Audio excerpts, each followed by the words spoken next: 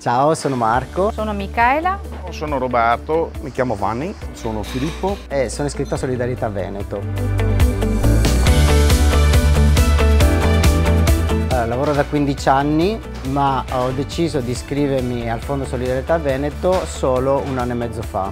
Questa scelta è avvenuta dopo aver effettuato vari corsi con il Fondo Solidarietà Veneto, ma non solo, anche con l'esperienza di alcuni miei colleghi, essendo iscritti a vari fondi, che si sono visti andare in pensione con un bel gruzzoletto da parte.